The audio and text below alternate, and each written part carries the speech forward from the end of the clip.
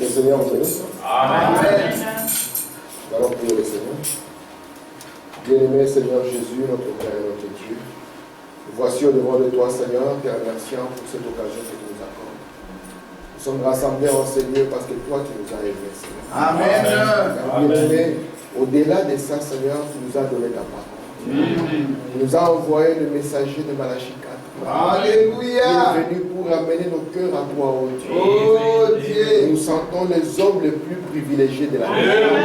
Amen. Parce que dès avant la fondation du monde, tu nous as connus. Et tu nous as manifestés ici sur la terre. Afin que nous puissions être de ceux-là qui défendent le droit de la vie. Bénis la présence de mon frère et de ma soeur. Amen. Laisse que la chose satisfaisante que l'homme ne peut trouver ailleurs que dans ta parole, que mon frère puisse la voir. Amen. Que ma soeur puisse la voir. En sortant d'ici, Seigneur, nous puissions dire que nos cœurs brûlaient lorsque tu nous as mené ta consolation. Seigneur, laisse que les maladies soient écartées. Laisse que ta guérison arrive. Cette guérison physique et spirituelle. Et que l'esprit, Seigneur, que le monde ne peut pas avoir, l'esprit de vérité, c'est lui qui nous ramène dans le sceau. Et c'est là sur l'onction de chacun.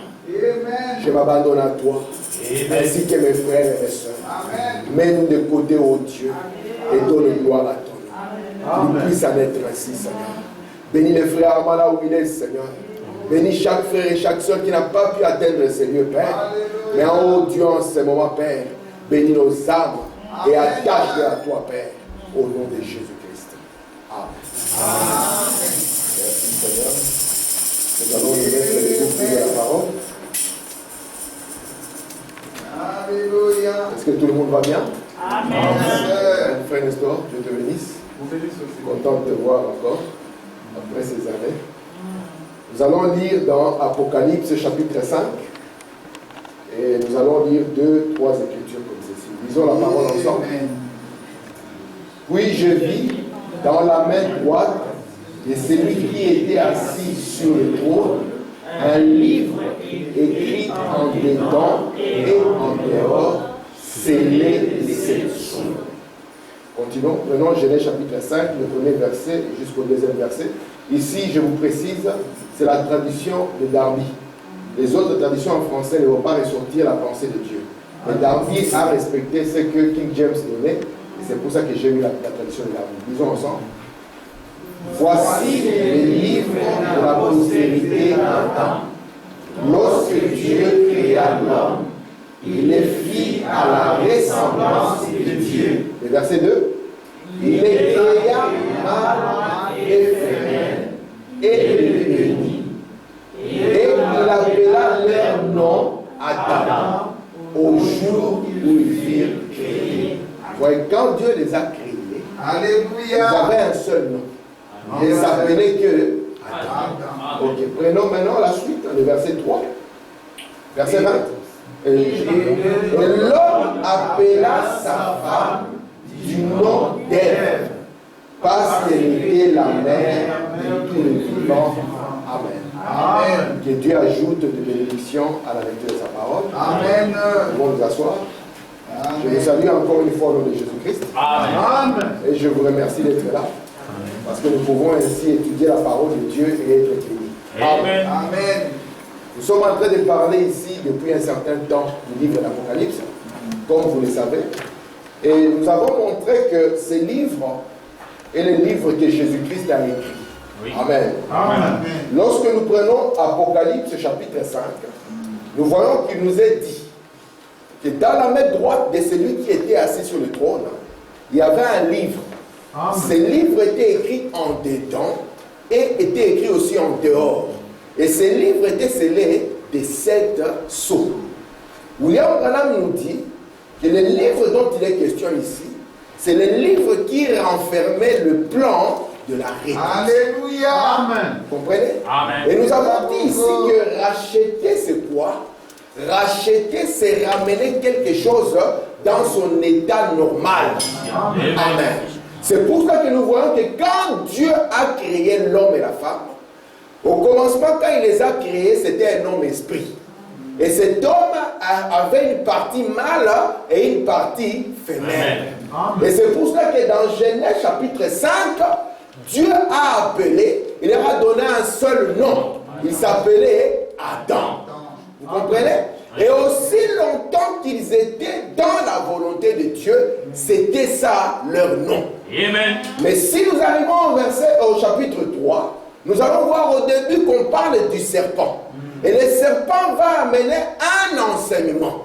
Amen. Amen. Et cet enseignement va sortir l'homme de la volonté de Dieu. Et quand Adam va constater qu'il est sorti de la volonté de Dieu, c'est là où va intervenir le nom de la chute. Le verset 20 nous dit, et l'homme, vous allez voir, c'est après la chute, appela sa femme du nom d'Ève, parce qu'elle était la mère de tous les vivants, alors qu'Adam n'était pas le père de tous les vivants. Amen. Amen. Et maintenant, comme la chute est arrivée, Dieu devait maintenant établir un plan. Amen. Amen. Il n'a pas établi pendant la chute, mais Dieu a établi ses plans avant la chute. C'est pour cela que Dieu a permis même qu'il y ait la chute sur la terre. Oui. Notre Dieu connaît la fin d'une chose avant le commencement. Amen. Notre Dieu n'est pas surpris par les événements. Vous êtes avec moi? Amen. Amen. Et c'est pour cela qu'il avait déjà un plan en lui. Parce que cette chute était nécessaire. C'est pour cela que nous ne pouvons pas avoir peur de tout ce qui arrive. Ce qui arrive, Dieu le sait. Amen. C'est pour ça que Branham dit, lorsque vous comprenez le plan de la rédemption, cela change votre vie. Cela change même votre manière de voir. Amen. Vous allez comprendre que chaque chose qui arrive, qu'elle soit bonne ou une mauvaise chose, Dieu connaît. Amen. Et votre Dieu n'est pas l'auteur de votre frustration. Faites-lui confiance. Accrochez-vous à lui. Dites, Seigneur, je sais que tu le sais. Faites-lui confiance. Restez fidèle. Et vous verrez que dans ce qui semblait être mauvais, Dieu en tirera la gloire. Amen. La chute ici a permis à Dieu de montrer qu'il était puissant. Amen. Il a permis la maladie pour vous montrer que le guérisseur est plus grand que la maladie. Amen. Il a permis que parfois nous puissions manquer pour qu'il puisse lui-même montrer qu'il est quoi? Qu'il est celui qui pourvoit. Amen. Oh, il ne pouvait pas le manifester avant la chute. Il fallait que la chute vienne. Donc de mal est sorti un bien. Amen. Le diable pensait qu'il les a eus. Mais Dieu, il avait son plan. Son plan, oui. Est-ce que vous êtes là? Amen. Merci, Seigneur. Amen. Et regardez ce que notre prophète dit. Dans le message Job, serviteur de Dieu. Je suis au paragraphe 11. Frère Branham dit ceci. Job, le livre le plus ancien de la Bible. Ouais, c'est le premier livre le plus ancien.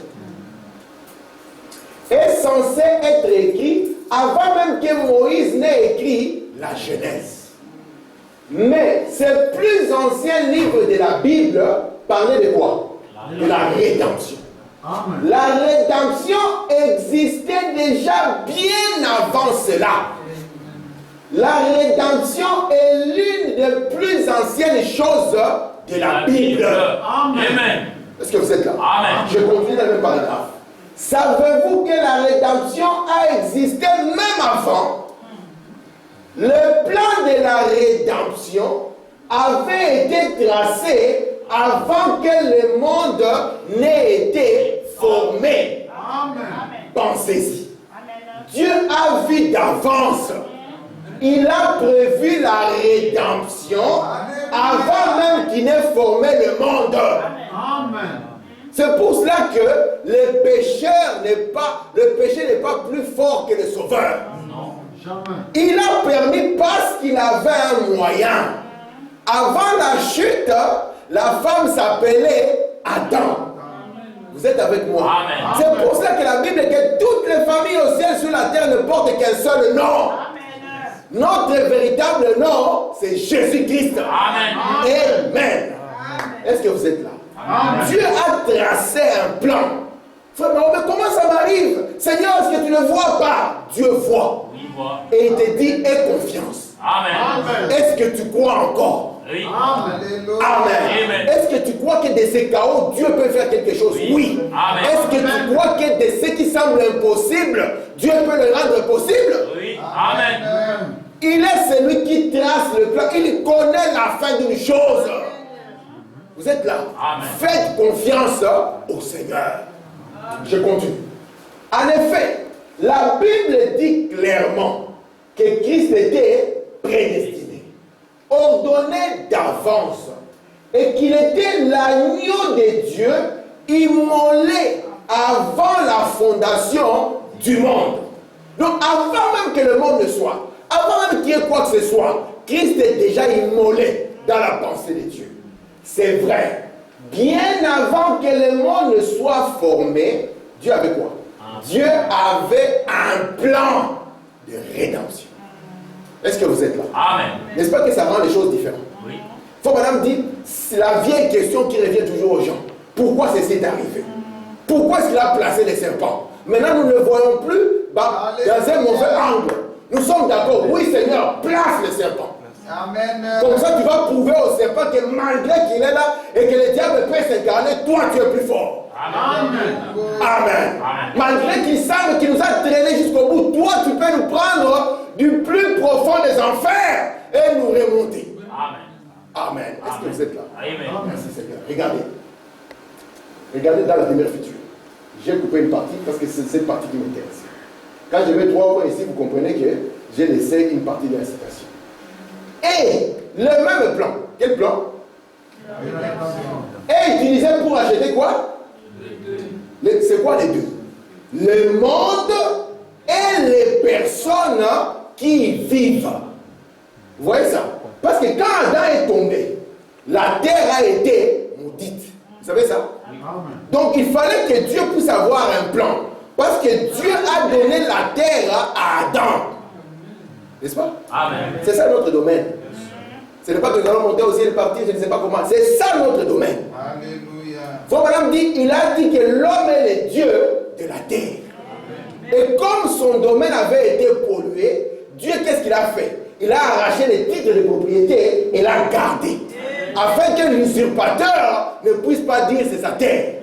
Alors Dieu va établir un plan pour ramener celui qui est tombé et ramener aussi son domaine. Vous êtes là? Est-ce que ça va? Merci Seigneur. Merci. Regardez.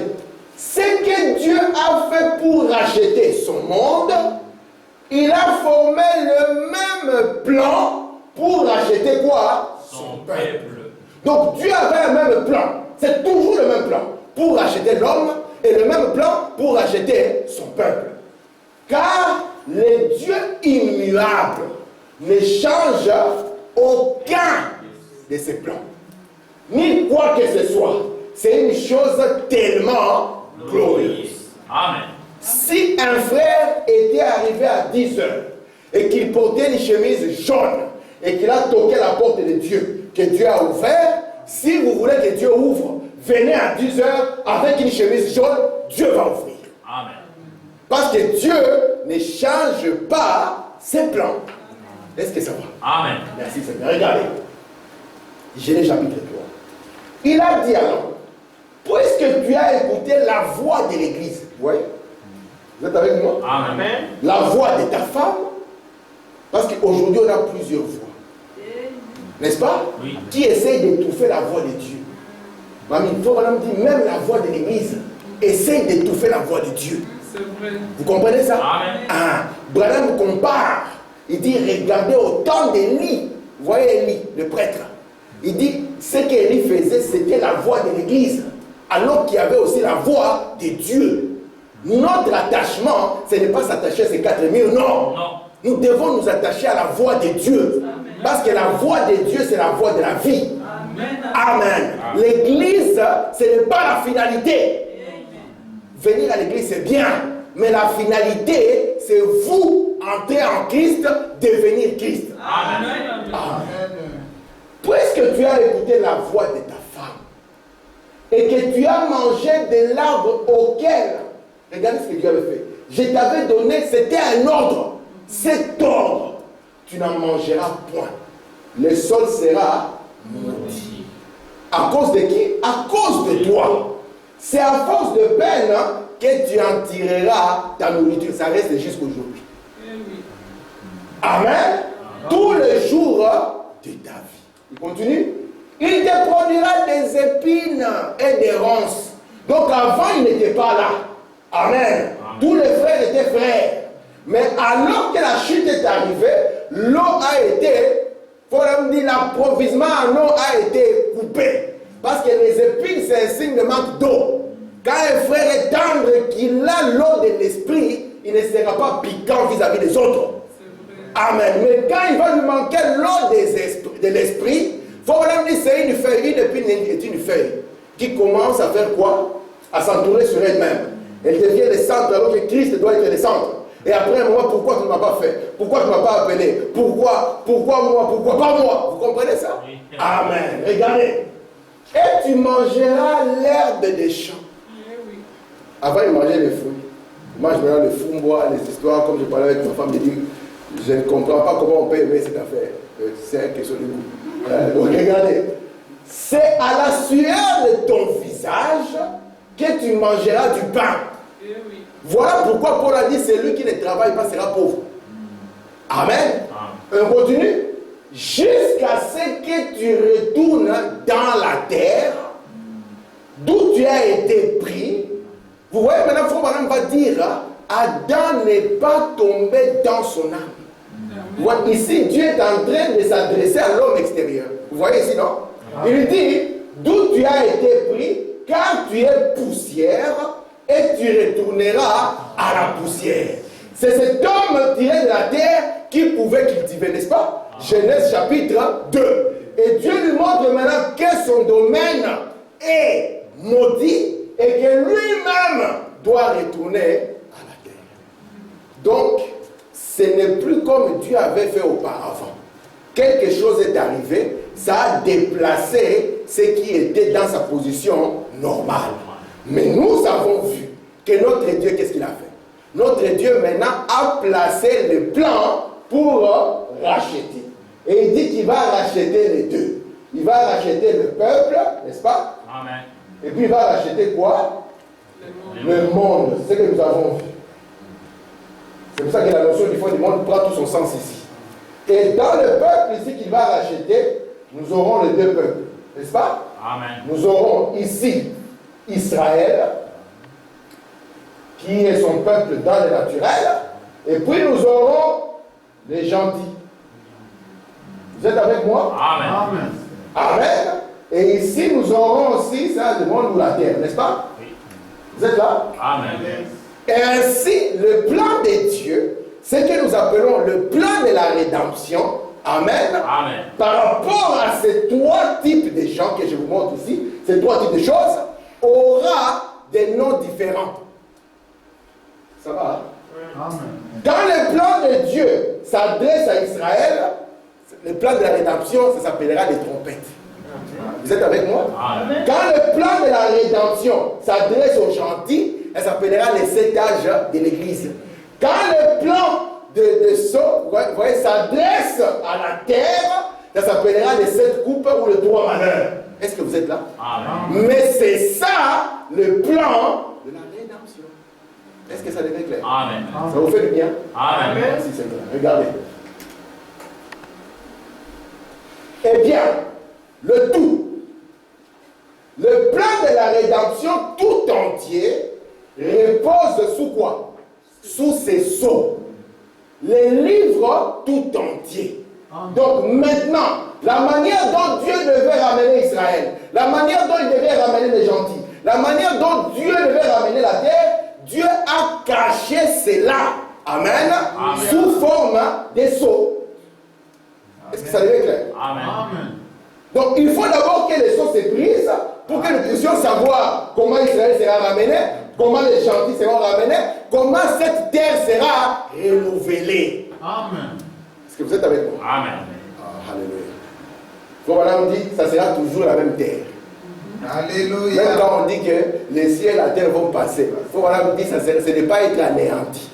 Parce que vous, quand vous avez dit que je suis devenu une nouvelle personne, ce n'est pas que vous avez été anéanti, vous n'êtes pas devenu blanc.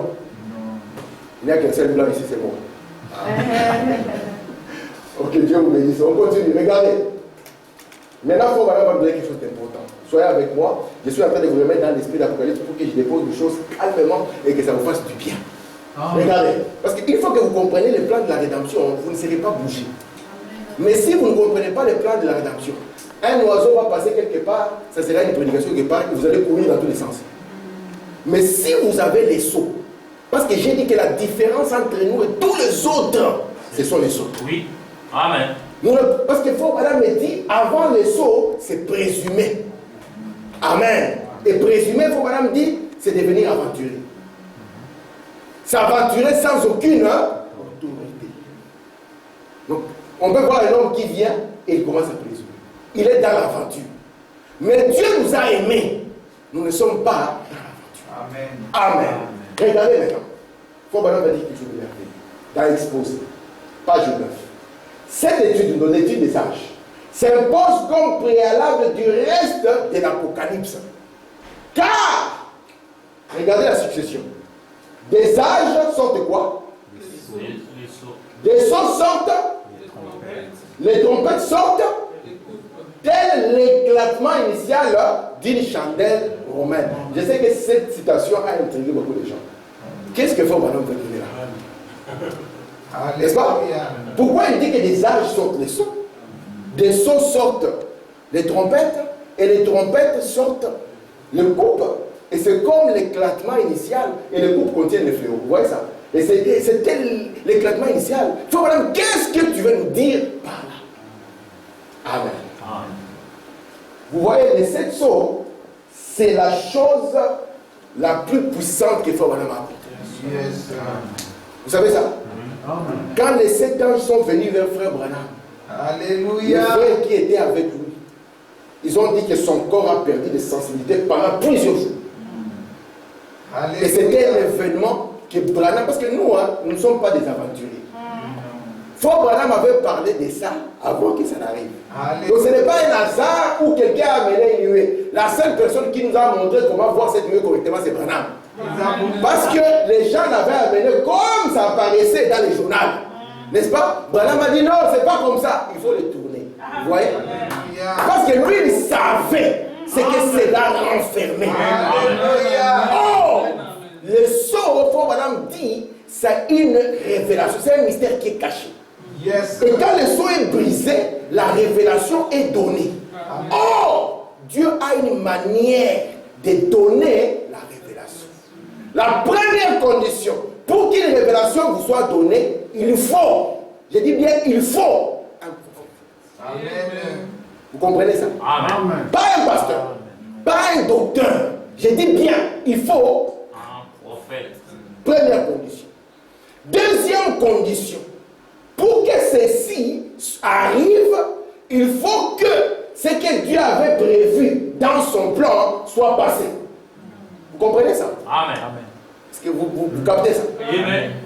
Premièrement, il faut d'abord que la chose, c'est pour ça que je vous ai parlé ici de la triple ouverture du sceau. Vous vous souvenez de ça? Nous avons vu d'abord que chaque sceau, premièrement, était sous forme de symboles. Vous vous souvenez de ça? Quand Jean a écrit, il a écrit que des symboles. Il a dit, lorsqu'il a ouvert le premier sceau, on lit, c'est symbolique, on n'a aucune interprétation. Chaque personne s'aventure, part dans son sens. N'est-ce pas? C'est pour ça que lorsque les gens ont vu cavalier sur un cheval blanc, en plus couronné, tout le monde a crié, c'est Christ. Qui tire des flèches d'amour dans les cœurs, comme Cupidon. N'est-ce pas? Branham aussi voulait être un frère parmi les frères. Il a lu, il a dit, je vais dire aussi à l'église, c'est Christ. N'est-ce pas? Mais aussi longtemps que la chose ne s'est pas passée, nous ne pourrons pas savoir ce qui se passe. La deuxième manière, parce que c'est un plan pour ramener, et le diable ne doit jamais contrecarrer ses plans. Donc le diable ne doit pas savoir ce qui est caché sous forme de symboles. La deuxième partie maintenant, c'est l'histoire. Vous voyez ça? Donc, ce qu'on a appelé cavalier sur un cheval blanc, quand est-ce que ça se passe? Et dans l'histoire, nous pouvons voir, Branham nous a montré que ce qu'on a appelé cavalier, c'était le nicolaïsme qui allait commencer dès le premier âge. Vous voyez? Une fois que le symbole est accompli dans l'histoire, que c'est passé, alors, troisième position, vient un prophète. Un prophète qui prend le symbole, qui prend l'histoire et qui vous donne ce qu'on appelle la révélation. C'est pour cela que les sceaux doivent découler des âges. Une fois les âges terminés, là vous avez maintenant les sceaux. Et quand les sceaux s'ouvrent, vous montrent l'histoire, ce qui a été, ce qui est et ce qui sera. Amen. Ça devient clair, non? Amen. Merci Seigneur. Je remercie beaucoup Dieu. Merci Père. N'est-ce pas que ça dépasse l'argent? Amen. Tu peux manquer l'argent de toi comme ça, tu es heureux. Tu penses seulement au seul pays, Seigneur. Même si je manque l'argent. Vous savez, Alléluia. lorsqu'on commence à penser à Dieu comme ça, Dieu entre en scène. Amen. Vous savez que Jéricho avait été détruit, n'est-ce pas? Faut madame nous parle de l'aveugle Bartimée. Vous vous souvenez? Bartimée, il était un aveugle. Vous savez ça, non? Oui. Faut madame dit il avait des petits tout-terrains, n'est-ce pas? Qui pouvaient faire des petits jeux et puis ça jouait et les gens pouvaient lui donner de l'argent. Mais quand quelqu'un de sa famille est tombé malade, Bartimée a pris les tout-terrains et les a offerts à Dieu. Et puis arrivé un moment où Bartimée devait offrir aussi l'agneau qui le conduisait.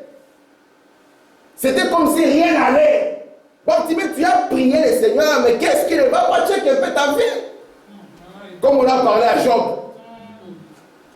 Bartimée a sacrifié l'agneau. On lui dit, Bartimée, mais cet agneau, c'est tes yeux. Mais Bartimée voulait d'abord se conformer à la parole. Amen. Et quand il était sorti assis sur cette pierre, il ne disait pas, Seigneur, tu m'as abandonné. Il a commencé à penser à ce que Jéhovah avait fait à Jéricho. Amen. Il a pensé à la grandeur de Dieu. Comment Dieu a changé les choses. Comment le miracle est arrivé alors qu'une ville était fortifiée. Et là, il a entendu. Amen. Amen. C'était le même Jéhovah qui venait pour voir pour les yeux de Bartimée. Il reste le même Dieu. Amen. C'est ce que Branham nous dit. Ce livre n'est révélé. Alléluia. Non, ce n'est pas Paul qui pouvait révéler ça, non. Ce livre n'est révélé que lorsque les âges de l'Église et les âges des dénominations sont terminés. Car des âges doivent sortir les sceaux. Yes, sir. Vous comprenez ça? Amen. Et qu'il n'y a plus de temps. Même si vous prenez votre Bible, ça reste biblique. Vous allez voir que les âges de l'Église, c'est Apocalypse chapitre 1 jusqu'à Apocalypse chapitre 3. Et la révélation des sceaux vient bien plus tard. Parce qu'après cela, comme nous avons vu, Apocalypse chapitre 4, la révélation des sceaux vient se trouver ici dans Apocalypse chapitre 6. C'est pour ça que ce livre n'est révélé qu'une fois les âges de l'Église et des dénominations terminés. Apocalypse 4, c'est quoi? Souvenez-vous, c'est l'enlèvement, n'est-ce pas? Apocalypse 5, le parent rédempteur. Frère Branham a appelé ceci quoi? Il a appelé ceci la brèche entre les âges. Ici, n'est-ce pas? Et ici, les sceaux. Vous êtes avec moi? Amen. La brèche entre les âges et les sceaux. Et ce livre scellé n'est révélé qu'une fois que les âges de l'Église terminent. C'est pour ça que je vous ai dit. Frères et sœurs, j'ai dit ici, je ne dis pas aux gens, venez pour être sauvés. J'ai dit aux gens, venez voir comment Dieu vous a Sauvé. Amen. Amen. Je ne dirais pas à quelqu'un, viens ici pour que tu sois guéri. Non. Je dirais à quelqu'un, viens voir comment Jésus t'a déjà Guéri. Nous croyons à une œuvre achevée. Achevé. Parce qu'un sceau signifie une œuvre. Achevé. Vous êtes avec moi? Amen. Cela donne la foi. Ce n'est pas l'espérance. C'est ça la foi. Amen. Amen. Parce que vous allez baser votre foi dans ce que Dieu a déjà fait. Amen. Merci.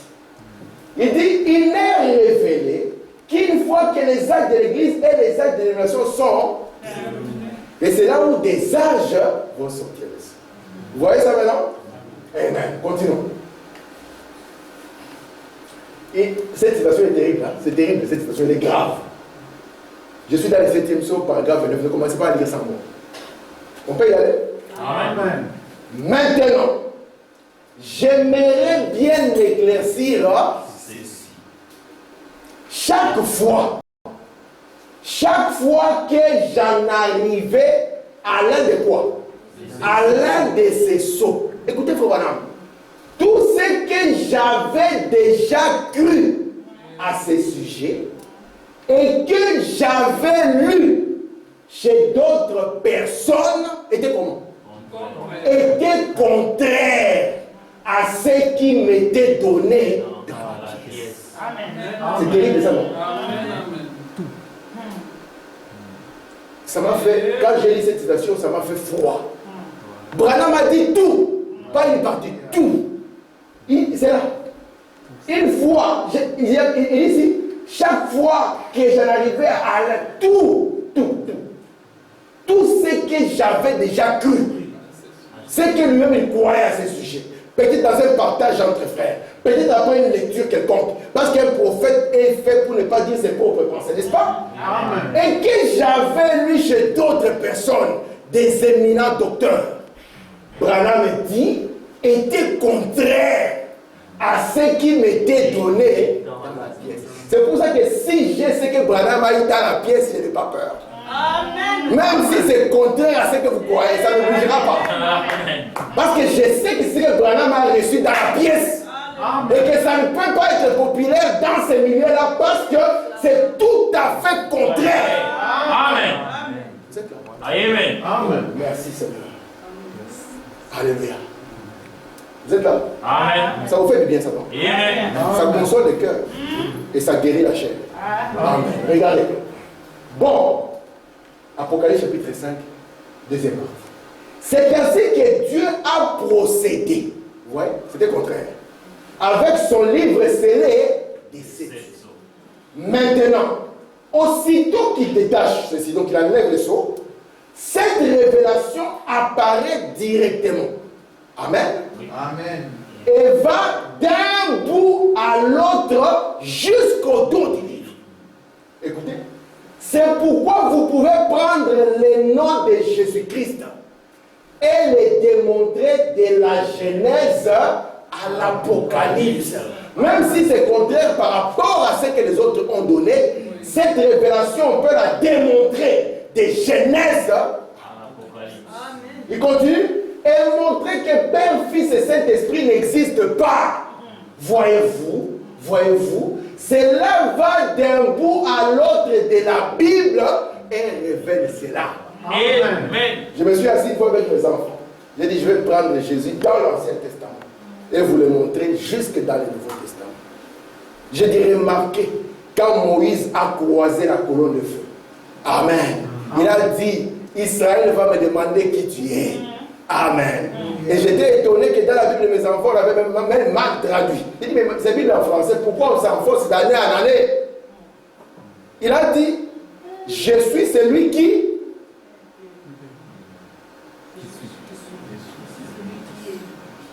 Celui qui est, celui qui suit. La bonne traduction, je suis celui qui suit. Alors que ce n'est pas vraiment du français. J'ai regardé la Bible de mes enfants, c'est écrit, je suis celui qui est. J'ai dit, oh mon Dieu. Je suis celui qui suit. Amen. J'ai dit, regardez, il s'est présenté devant eux comme étant le grand je suis. Vous êtes là? Amen. J'ai dit, remarquez maintenant, cette même continuation. Lorsque dans Jean chapitre 8, Jésus vient au verset 58, il leur dit quoi?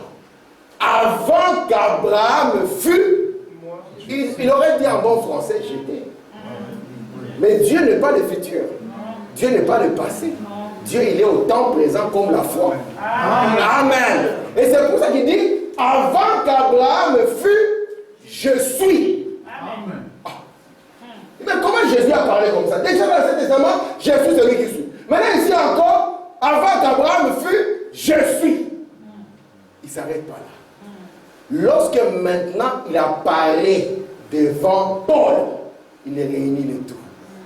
Qui es-tu, Seigneur? Il lui dit, je suis. Vous voyez ça? Il dit, je suis Jésus. C'est pour ça que Branham dit, lorsque ça s'ouvre, nous pouvons prendre le nom de Jésus. Depuis la Genèse. Parce que Frère Branham me dit que les sons ont commencé à se dessiner depuis la Genèse. Je peux prendre cela si j'avais le temps. Il y a une situation, Branham dit qu'un seul son nous prendrait des mois et des mois si on devait les détailler. Et il dit là-bas que nous ne pouvons pas donner chaque point.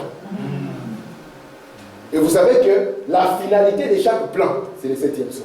Parce que le 7e son, c'est l'ouverture de la parole. Alléluia. Amen. Vous êtes là? Amen. Regardez ici. Belle citation. Je ne suis pas encore entré dans la leçon. Amen. Amen. Je suis en train de vous préparer. Je ne suis pas encore entré. Regardez. Le 7e son, paragraphe 78. Soyez avec moi. Dès le commencement. Dans quoi? Dans la Genèse. C'est quoi?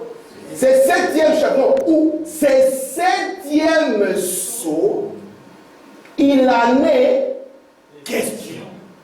Depuis le début, depuis le tout début, dans la Genèse, c'est 7e. Vous êtes avec moi? Amen. Donc, et là, la citation, juste après ceci, il dit, juste après ceci, il dit que tous les sceaux ont commencé à se dessiner depuis la Genèse. Dieu les a annoncés sous forme de types. C'est pour ça que lorsque nous connaissons même Matthieu 24, je peux vous montrer, je l'ai fait ici, la correspondance de chaque sceau avec ce que Jésus avait dit dans Matthieu au chapitre 24. Amen. Amen. Donc, cette révélation, quand elle viendra, même si elle est contraire, elle sera soutenue par la Bible, de Genèse à Apocalypse. Ça ne sera pas une petite révélation d'un boîte qui est basée sur une citation. Non, ça sera soutenu par la Bible. Alléluia. Amen. Amen. Amen. C'est pour ça que j'aime Branham parce qu'il est un prophète biblique. Amen. Amen. Amen. Continuons. Dans les 7 âges de l'Église. Maintenant, il commence à nous montrer le plan. Regardez le plan. Il dit ici, par exemple, 28. Et puis, il y a là-dedans, n'est-ce pas? Dans ce plan. 7 églises, n'est-ce pas? Amen. 7 fléaux, Amen. 7 sceaux, 7 trompettes. À plusieurs endroits, il faut même les appeler 5-7. Il dit la grâce qui accompagne cette perfection. Regardez. Eh bien, il commence maintenant à nous définir. Le premier plan. Le plan a rapport avec Israël, n'est-ce pas? C'est ça le plan des trompettes. Qu'est-ce qu'une trompette? Une trompette représente une guerre. Nous avons vu que Branham l'a aussi défini qu'une trompette amène des troubles politiques. Amen. Amen. Qui conduisent à une guerre. Ici, cette définition, une trompette est une guerre. Regardez un peu. Vous savez que nous avons eu 7 messagers, n'est-ce pas? Oui. Les 7 âges de l'Église. Ce que Dieu fait, il n'y a rien de nouveau. Il les répète.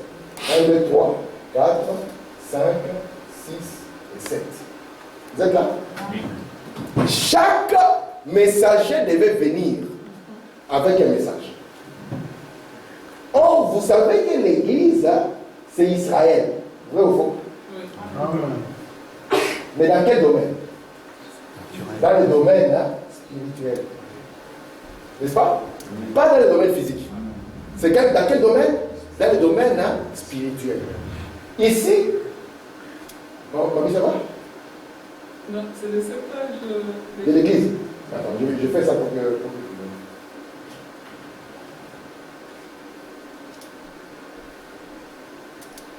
L'église, c'est Israël spirituel. Oui. C'est pour ça que Branham nous a prêché quoi? Pour vous montrer que les choses commencent depuis l'Ancien Testament. N'est-ce pas? Il va vous montrer Israël et l'Église. Et il commence à vous montrer déjà Israël comme Église dans l'Ancien Testament. Israël en Égypte.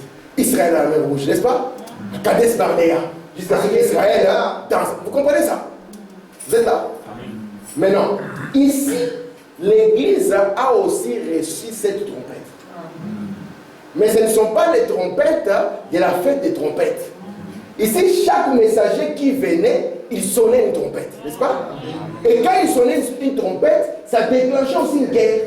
Mais ce n'était pas une guerre politique, c'était une guerre scripturaire. Vous comprenez ça? Vous êtes là ou pas? Son madame me dit, il donne cela dans le premier son paragraphe 63. Il vous montre les types. Comment est-ce qu'un messager vient? Il sonne la trompette, n'est-ce pas? Ça déclenche une guerre. Amen. Ceux qui reçoivent le messager sont scellés. Et Dieu prend les messagers, il les met de côté et fait tomber sur les autres un jugement temporel. Vous êtes là? Amen. Ça, c'est les types que Dieu va répéter maintenant dans la fête des trompettes. Or, Israël, dans la fête des trompettes, c'est l'église, comme on l'avait dit, naturelle de Dieu. Vous voyez ça? Est-ce que vous êtes là? Amen. Et les trompettes d'Israël vont amener des guerres naturelles. Amen. Ça se passe bien là? Amen. Vous comprenez ça? Amen. Ça va jusque là? Amen. C'est avec qui? Les trompettes pour Israël, quand ça va sonner, ce sera la guerre. On va courir attirer les gens. Tandis que ici, quand Branham a prêché, il n'y avait pas de mitraillette. Il y avait seulement des batailles des Écritures. Une guerre, citation contre citation, verset contre verset. Branham est venu, il a dit, le nom du Père, la Trinité n'existe pas. La guerre commence. Hein? Qu'est-ce que tu veux dire? Oh, le baptême, le vrai baptême chrétien, c'est au nom du Seigneur Jésus-Christ, la guerre commence. Il sort avec Matthieu 28. Vous comprenez ça? Entre Pierre et Jésus, qui est plus grand? Et là, nous revenons. Tu ne savais pas qu'après le Saint-Esprit, Pierre était devenu Jésus. Est-ce que tu veux opposer Jésus à Jésus? Non. Amen. Amen. Maintenant, pour Israël, c'est la guerre des mitraillettes. Mais ici, c'est la guerre scripturaire. Amen. Ça va? Amen. Merci Seigneur. Maintenant, regardez. C'est là où Branham définit. Qu'est-ce qu'une trompette? Une trompette représente une guerre. Frère Branham, guerre représente un sceau. Un sceau, c'est un mystère qui se dévoile. Donc, trompette, guerre, sceau, mystère qui se dévoile. Un fléau, c'est quoi, frère Branham? Un fléau, c'est ce qui vient après chaque guerre. Lorsque nous aurons ces malheurs, il y aura des fléaux qui vont arriver après. Amen. Amen. C'est ce qui suit la guerre. C'est pour ça que je vous ai dit qu'après la Première Guerre mondiale, il y avait un fléau qui a frappé. Et ce fléau, c'était la grippe espagnole de 1918, qui a décimé les gens sur la terre. Vous êtes avec moi? Amen. Est-ce que ça va? Amen. Maintenant, je vais prendre quelques différents plans avant que j'entre dans les sujets. Vous êtes là? Amen. Merci. C'est clair jusqu'à là, non? Amen. Donc, nous voyons maintenant le plan. Le plan de la rédemption qui était caché dans les sceaux. Il y avait le plan pour l'Église des Nations. Amen. Amen. Et le plan de la rédemption pour l'Église des Nations est appelé le 7 âge de l'Église. Il y avait le plan pour Israël. Et le plan pour Israël est appelé les 7 trompettes. Voilà pourquoi quand Frère Branham voulait prêcher à l'Église des Nations les 7 trompettes, Dieu lui a dit, Branham, ça ne sera pas bénéfique. Tu l'as déjà fait de manière surnaturelle. Il faut aller les chercher maintenant dans les paroles embrouillées, vous allez les trouver. Ils sont là. Vous êtes avec moi? Ils sont là. Amen. Amen. Et le plan de la terre.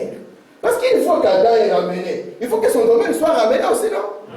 Amen. Amen. C'est là maintenant, c'est dans les 7 coupes et les 3 malheurs. Voilà pourquoi on va appeler les 3 malheurs les douleurs de l'enfantement d'une terre qui va engendrer une autre terre.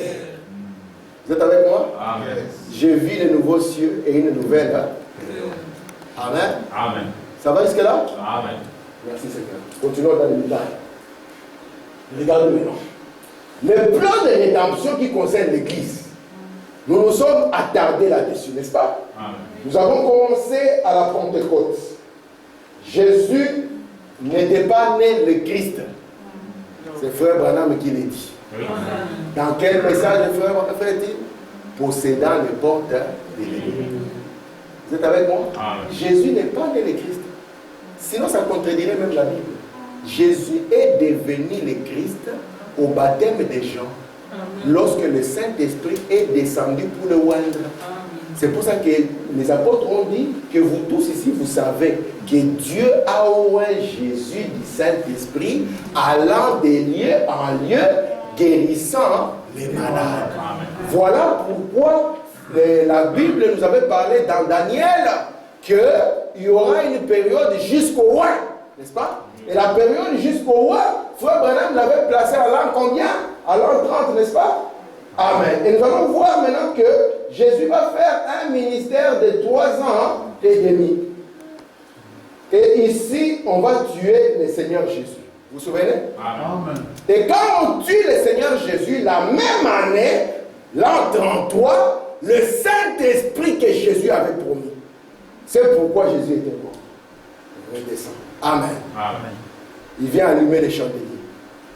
Qui n'est plus un chandelier naturel. Ça devient son propre peuple. Vous vous souvenez? Amen. Et chacun avait le feu au-dessus de sa tête comme une lampe de feu. Vous êtes avec moi? Amen. Est-ce que ça va jusque-là? Amen. Et maintenant, ici va commencer la période où Dieu veut ramener les gentils. Parce qu'ils vont crucifier Christ. Pourquoi? Parce qu'ici, Israël sera aveuglé. Alors, comme Dieu est bon, il va prendre la dernière semaine, il va arrêter le programme d'Israël ici. Il arrête de traiter avec Israël, n'est-ce pas? Vous êtes avec moi? Amen. Malgré que ceci va continuer un tout petit peu jusqu'à la destruction. Mais ici, arrête de traiter avec Israël. Mais Dieu sait qu'Israël n'a pas tué Jésus expressement. Dieu savait que Ève n'est pas tombée expressement. Il n'y a qu'un seul qui est entré expressement dans les balles. Le frère Adam. Le fils Adam. Il a joué le rôle de Christ.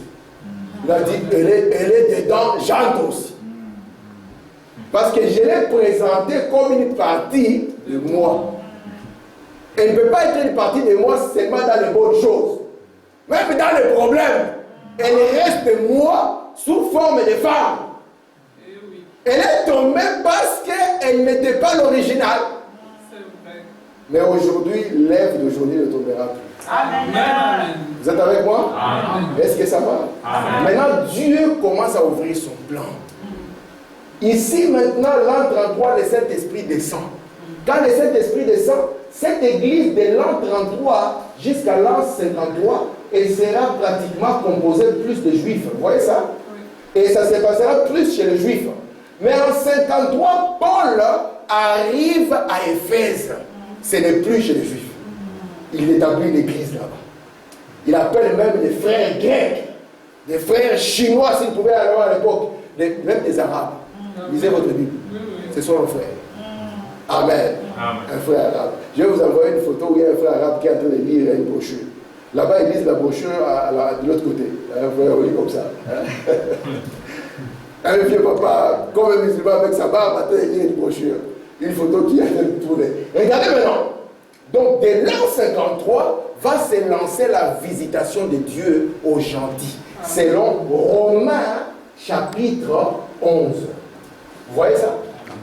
Parce que Jésus avait dit, Jérusalem sera foulée aux pieds jusqu'à ce que la dispensation des gentils soit terminée. Ça veut dire que là, non? Donc, nous sommes à l'an 53. Premier âge, jusqu'à 170, n'est-ce pas? De 170 à combien? Nous l'avons vu ici et vu. Merci beaucoup. 312. De 312 à combien? Ah, c'est bien, c'est entré. Hein? C'est ça que c'est entré. Ah, gloire à Dieu. 606. Moi, ça, même en plein rêve, si on me bouge comme ça peut sortir année après année. 606. Vraiment, c'est toi qui dois enseigner ces choses. 1520. 1750. 1906. Et nous avons montré avec Fobanam que nous allons nous inviter dans notre étude en 1900 combien? 77. Nous devons voir tous les événements qui sont arrivés dans cette période. Hein, frère et soeur, nous devons le voir. Hein, sachant que ça peut être contraire. Mais tant que ça peut être soutenu des Genèse à l'Apocalypse, nous tiendrons derrière. Amen. Vous êtes avec moi? Amen. Et nous avons vu que Dieu, pour ramener les gentils, qu'est-ce qu'il va faire?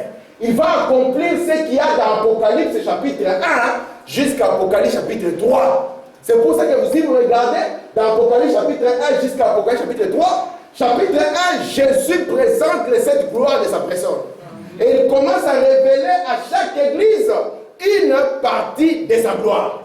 Amen. Amen. Vous êtes là? Amen. Mais l'ennemi aussi doit venir.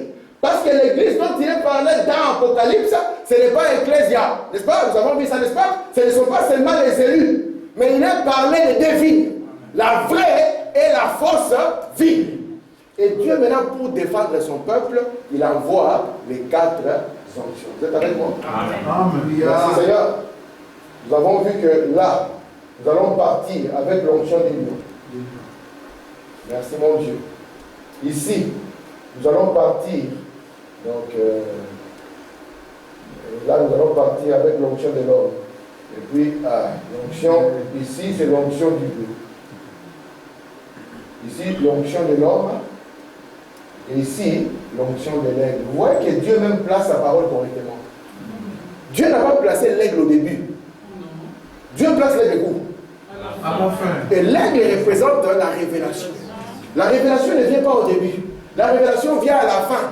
Quand le diable était en train de se poser des questions et que le match est terminé, on dit au diable, le match est fini. Comment eux? C'est pas oui, c'est passé. Si le diable savait que Jésus était Jésus, il allait dire protégez-vous. Que personne ne le dérange. Mettez des poussins autour pour qu'il meure de vieillesse. Vous comprenez ça? Mais il a regardé, il dit est-ce que c'est lui? Est-ce que ce n'est pas lui? S'il savait que c'était lui, jamais il ne voudrait qu'il puisse mourir. Frère Madame dit, il a fait semblant. Il voulait arracher le guillon de la mort. Et le diable a dit, celui-ci, je vais bien enfoncer le guillon. Parce que lui, parfois, il me donne le mot de tête. Parfois, je pense que c'est lui. Mais c'est comme si ce n'est pas lui. Vous êtes avec moi? Amen. Frère Madame dit, quand il a enfoncé le guillon de la mort, il dit, Jésus attrapa le guillon de la mort, l'arracha. Amen. Amen. C'est pour ça que Paul ne pouvait plus en avoir peur. Parce qu'il a arraché le guillon de la mort. La Madame dit, il est descendu dans les régions inférieures. Et lorsqu'il est descendu, parce que tous les saints de l'Ancien Testament étaient captifs. Et Frère Branham nous dit, il devait prendre captif la captivité. Et lorsqu'il a ouvert la porte du paradis, il a commencé à révéler sa personne, chacun selon son expérience. À Ézéchiel, il a montré qu'il était la roue dans la roue. Amen. Aux enfants hébreux, il a montré qu'il était la 4e personne dans le feu. Et il a montré à chacun, à Abraham, notre Père, s'est révélé comme le temps. Genèse chapitre 18, chacun devait recevoir sa part. Et Branham dit, lorsqu'il ouvrit la porte, il donna un coup de pied au diable. Amen. Et il s'est saisi des coups. Alléluia. C'est pour cela que, après ce travail, le diable ne peut pas nous faire peur. Il dit, il est en train de bourdonner, mais le guillon a été arraché. C'est pour ça que la mort ne peut plus vous faire peur. Vous savez ce qu'il y a derrière vous. Et vous savez que ce n'est que gloire et perfection. Merci mon Dieu. Amen. Ça c'est le plan. Et c'est pour ça que lorsque Dieu arrive au bout du plan, Branham entre en scène. Et quand Branham entre en scène, pour que vous compreniez que c'est la fin du temps des gentils, les événements commencent à se bousculer. C'est ce que nous avons fait. En 1909, 3 ans après le réveil d'Azusa, lorsque ce réveil atteint la fin, 1906, le réveil d'Azusa commence. Charles, Marie est là. Branham, il n'y a rien qui laisse au hasard. 1909, le réveil se termine. Né à Kentucky. Amen. Annoncez la vérité. Alléluia. Amen. Un bébé. La même colonne de feu qui avait disparu retourne de nouveau. Amen. Faut qu'on dit, elle vient faire quoi? Elle ne vient pas confirmer une église, soyons sérieux. Amen. Wow. William Branham dit, elle vient de nouveau pour manifester le Fils de l'homme. Amen. Parce que ce ministère ici de Christ a été visé visible aux Juifs et aux Samaritains. Or, quand un grain tombe en terre, c'est à la fin où le grain redevient exactement comme le grain qui est tombé en terre. Et Dieu, pour être un Dieu juste, devait manifester la même chose. Amen. Parce que cette chose ici, c'est ce qui a produit la résurrection. Vous êtes avec moi? Amen. Ah, je me sens bien. Amen. Ça dépasse 1 milliard. Oh, merci mon Dieu. Quelle consolation. Oh Jésus. Vous êtes là? Amen. Amen. N'est-ce pas que ça fait du bien? Amen. Amen. Regardez cet aigle qui vient. Branham arrive.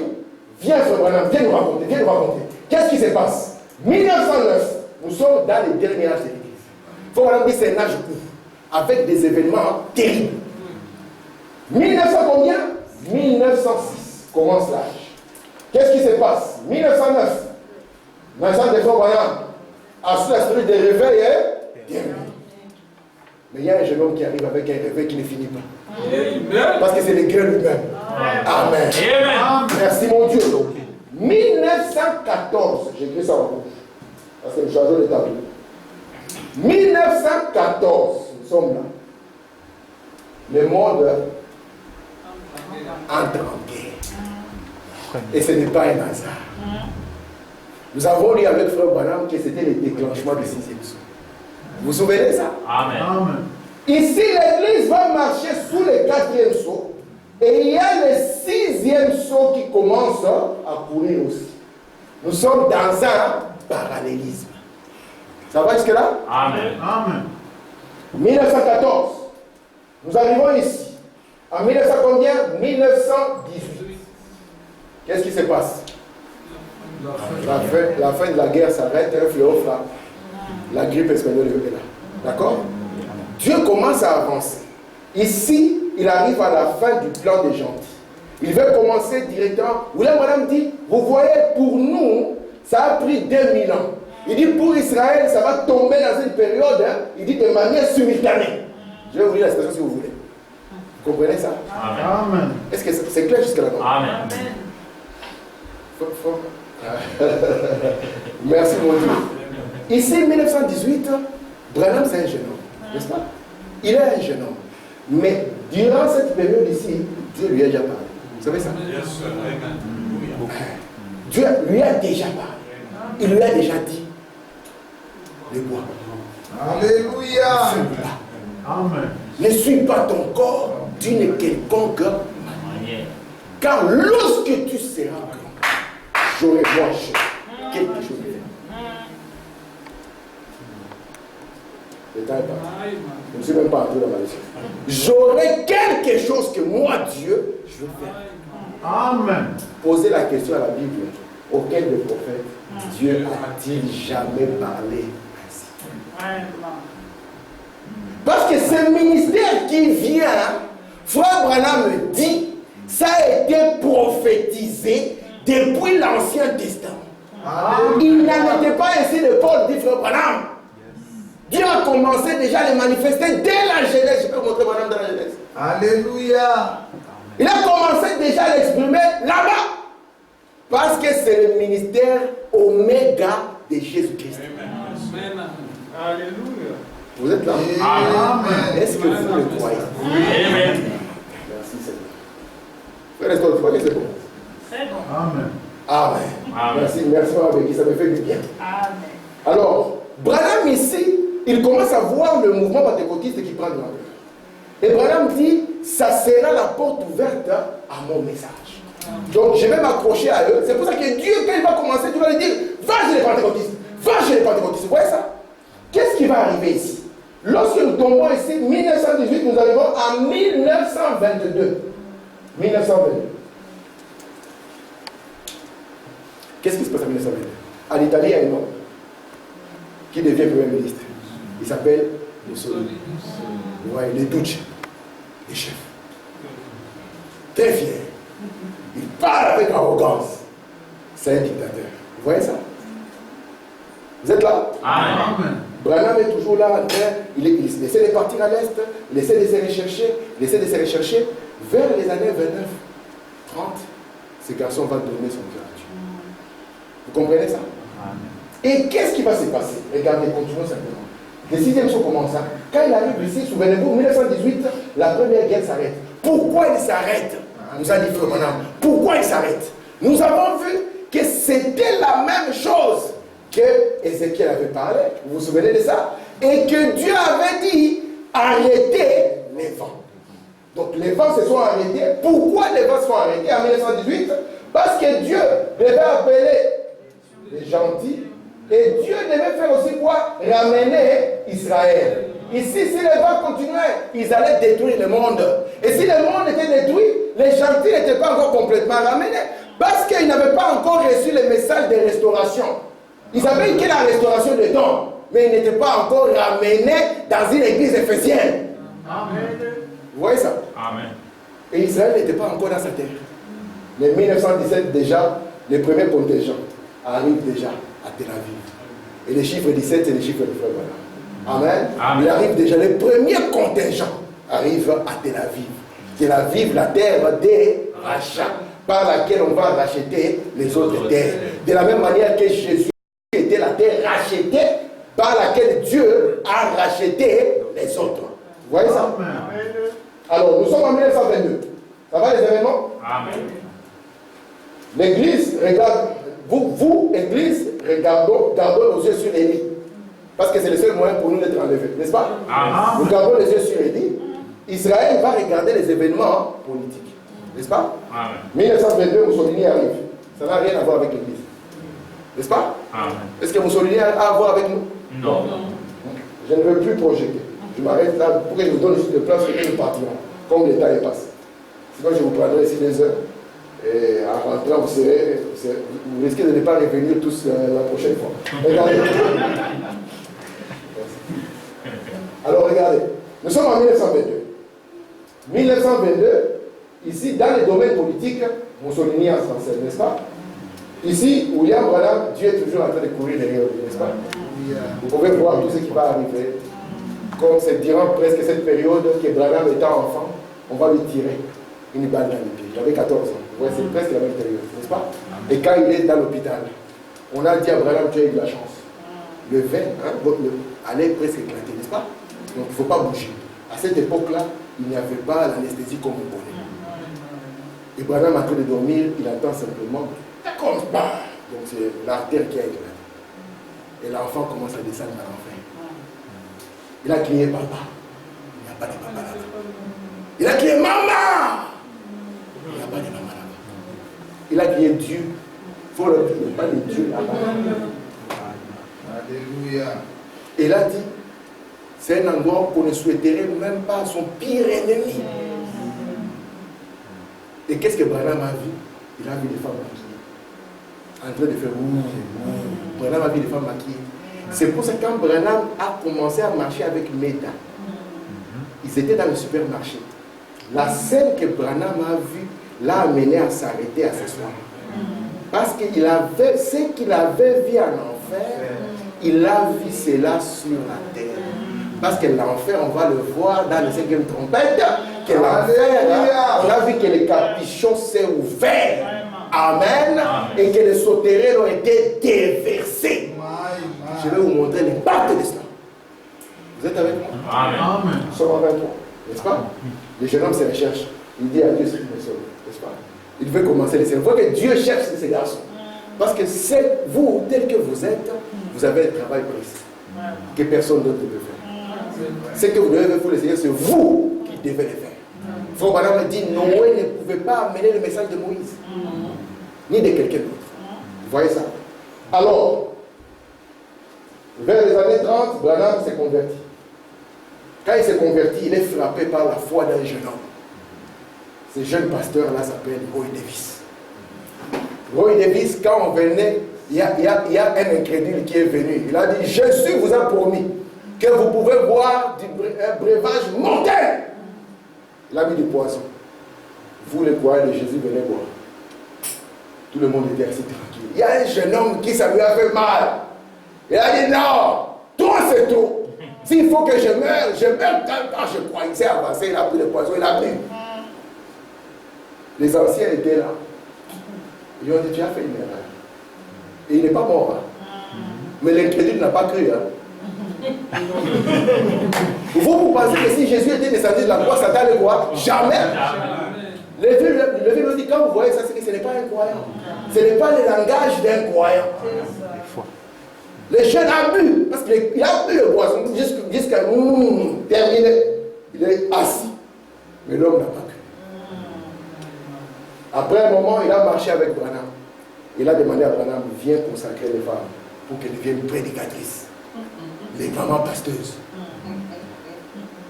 William Branham avait quelque chose de commun. Il aimait la voix de Dieu plus que la voix de l'Église. Amen. Lui n'avait pas étudié. Il avait un ancien qui était docteur. Il a dit ancien, là je ne peux pas. Il dit si c'est comme ça, remettre. Et il dit je vais remettre même avant que tu le demandes. La licence de l'église, elle est là. Et le jeune homme a commencé son ministère. Vous voyez ça? Amen. Amen. Il a commencé comme un petit jeune homme qui n'avait que peu d'expérience. Mais Dieu était avec lui. Amen. 1933. Vous êtes là? Amen. 1933 en rouge. 1933 en bleu. Ici, domaine politique, n'est-ce pas? Ici, c'est domaine politique. Ici, c'est domaine religieux ou spirituel. Merci. Hitler entre en scène. Vous voyez? Ici, qu'est-ce que Dieu fait? Il est en train de baptiser. C'était exactement le 11 juin 1933. C'est la date d'anniversaire de mon mariage. Pour vos cadeaux. Amen. Il était en train de baptiser la 17e. Non, pas 17 est le chiffre de voleur. Je ne peux pas le montrer. Il y a beaucoup de. Parce que c'est le 7e chiffre premier. En train de baptiser la 17e personne. Cette colonne de feu sous forme de toile. Elle apparaît devant tout le monde. La voix qui sort, c'est la même voix que la voix de Branham. Là où j'ai compris que c'est inspiré, c'est pour ça que Branham a aimé les 10 commandements. Quand on voulait sortir la voix de Dieu, on s'est posé qu'est-ce qu'on va faire? Dieu les a inspirés. Ils ont compris que la voix de Dieu ne pouvait être que la voix de Moïse. C'est pour ça que Moïse c'est lui, parce qu'il est la voix de Dieu. Amen. Et cette voix qui a parlé, c'était la voix de Dieu. Il a parlé devant tout le monde. Comme Jean-Baptiste a été. Amen. Amen. Vous comprenez ça? Amen. Nous sommes en quelle année? En 1900. Hitler arrive avec un programme précis. Il dit, dans mes temps, je viens, moi, Hitler, pour faire quoi? Exterminer les Juifs. Mais qu'est-ce qu'ils t'ont fait? Je dois les exterminer.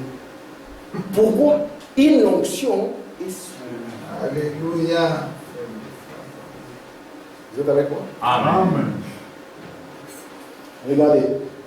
Ici, nous sommes dans le 4e saut pour l'église, n'est-ce pas? Amen. Et ici, nous sommes dans quel saut? C'est le 6e. Et vous allez voir que Branham nous a dit que chaque trompette sonne sous. Vous vous souvenez de ça? Oui. Chaque trompette sonne sous le 6e saut. Et je vous ai montré que les 7 sauts-là sont liés aux 3 malheurs, n'est-ce pas? Amen. Nous avons vu que de la première à la 5e trompette, c'est lié au premier malheur, n'est-ce pas? Nous avons vu que la 6e trompette, c'est lié à quoi? Au 2e malheur. Et sur la 7e trompette, Frère Samuel, c'est ce que la Bible appelle la grande. Ça va là? Amen. Nous avons vu que les 5 trompettes, quand elles ont fait leur travail, la Bible nous dira, le premier malheur est passé. La 6e trompette, quand elle va s'ouvrir, il y aura 200 000 cavaliers, vous vous souvenez? Qui seront répandus. Faut pas dire, ce ne sont pas des cavaliers naturels, ce sont des démons de persécution. Pourquoi des démons de persécution? C'est là où je vais m'arrêter. Je m'arrête ici. Alléluia. Regardez, pour vous expliquer seulement quelque chose de très important sur lequel nous allons repartir. N'est-ce pas que ça devient de plus en plus clair les tableaux? Amen. Regardez. Lorsqu'Israël était dans sa terre, au temps de Jésus, Israël, quelle est la nation qui a aidé à crucifier Jésus? C'est bon. Et la Rome d'ici avait deux parties. Il y avait la Rome politique, n'est-ce pas? Et la Rome religieuse. C'est pour ça que quand ils sont partis même chez Pilate, ils sont dans le prétoire, hein, on ne pouvait pas entrer dans sa maison. C'était un païen, à cause de sa religion, n'est-ce pas? Vous êtes avec moi? Amen.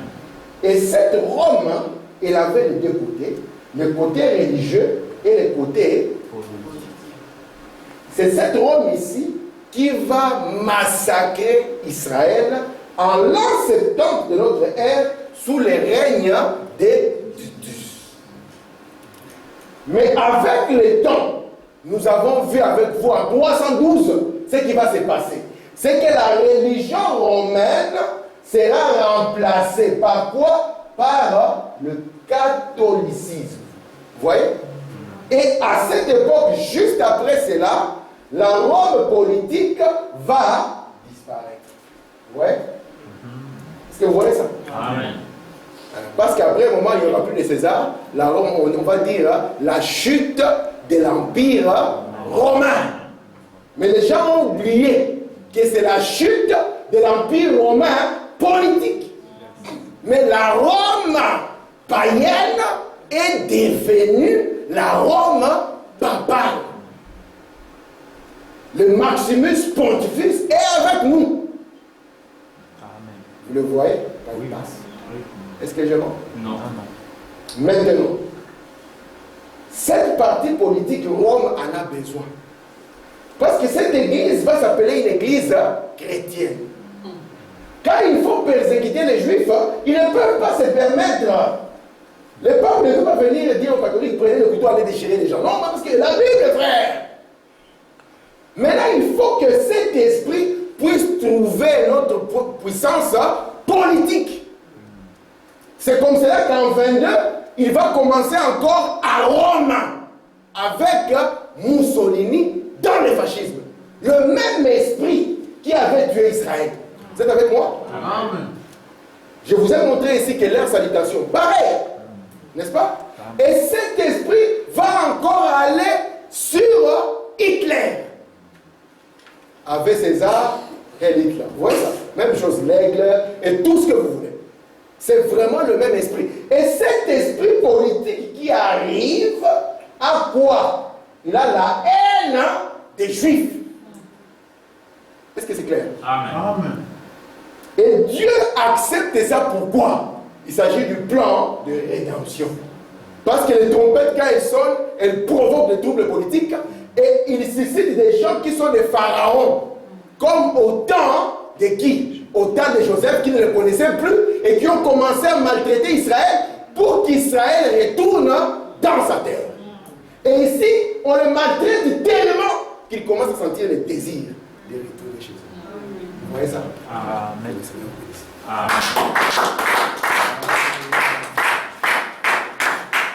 Amen. Nous allons nous mettre les genoux.